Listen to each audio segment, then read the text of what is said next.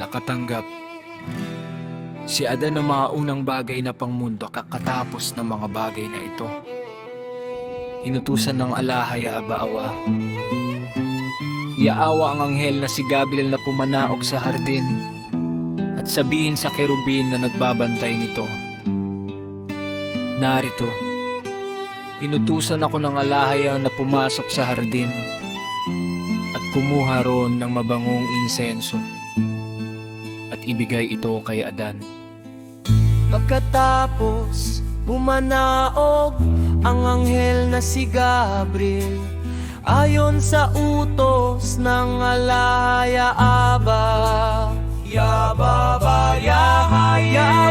Yahawa sa hardin, at sinabi sa kerubin, gaya ng iniutos sa kanya ng alahaya.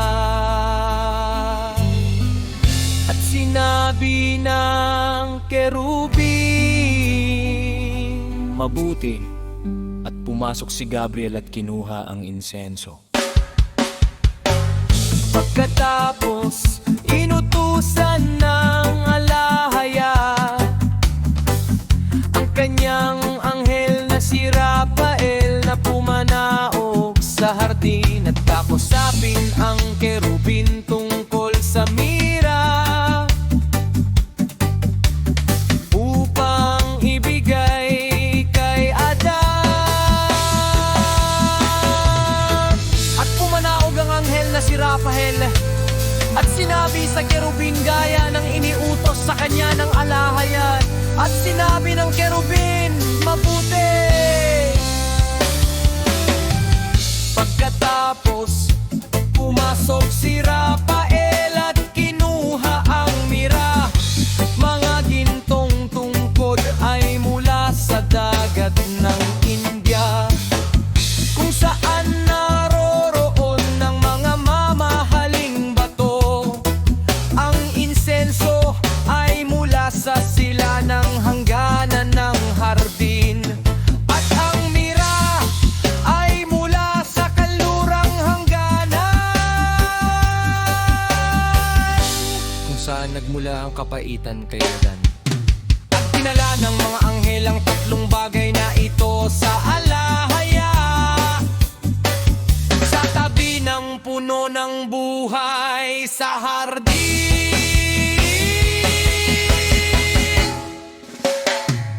Pagkatapos ay sinabi ng alahaya sa mga anghel, isawsaw ninyo ang mga ito sa bukal ng tubig.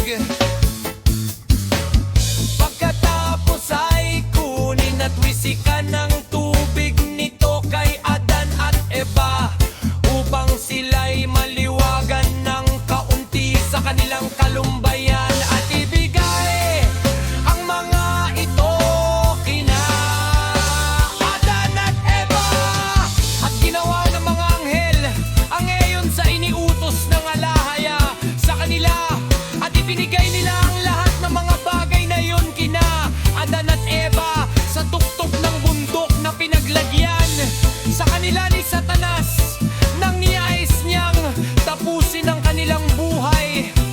At nang makita ni Adan ang mga gintong tungkod, ang insenso at ang mira, siya'y nangala at umiyak, Sapagkat tinakala niya na ang ginto ay tanda ng kahariang kanyang pinanggalingan, na ang insenso ay tanda ng maliwanag na liwanag na inagaw sa kanya, at ang mira ay tanda ng kalumbayan na kanyang dinaranas.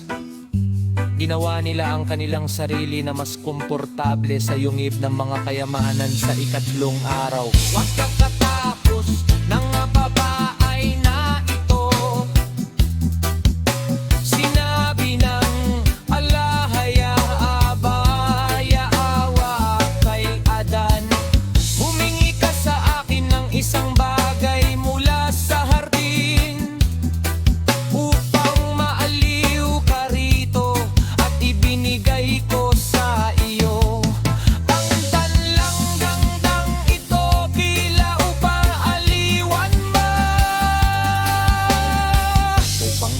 maniwala ka sa akin at sa aking tipan sa iyo. Sapagkat ako ay dalating at magliligtas sa iyo, at mga hari ay maghahandog sa aking nooy na salanan ng ginto, insenso at mira. Ang ginto bilang tanda ng aking kaharian, ang insenso bilang tanda ng aking pagkaalahaya, at ang mira bilang tanda ng aking pagdurusa at ng aking kamatayan. Ngunit, o Adan, ilagay mo ang mga ito sa iyong tabi sa yungib, ang ginto upang magbigay liwanag sa iyo sa gabi, ang insenso upang iyong maamoy ang kanyang mabangong halimuyak, at ang mira upang aliwin ka sa iyong kalumbayan. Nang marinig ni Adan ng mga salitang ito mula sa alahayan, ihaawa siya ay sumamba sa harap ni siya, at si Eva ay sumamba sa kanya at nagpasalamat sapagkat siya ay nagpakita ng awa sa kanila. Pagkatapos, inutusan ng alahayahang tatlong anghel, sina Miguel, Ael at Rafael, na dalhin ng bawat isa ang kanyang dala at ibigay kay Adan na kanilang inawa ito. Isa-isa at inutusan ng alahaya sina Suriel at Salatiel na buhatin sina Adan at Eva, at ibaba sila mula sa tuktok ng mataas na bundok at dalhin sila sa yungib ng mga kayamanan. Doon nila inilagay ang ginto sa dakong timog ng yungib, ang insenso sa dakong silangan, at ang mira sa dakong kanluran, sapagkat ang bunganga ng yungib ay nastak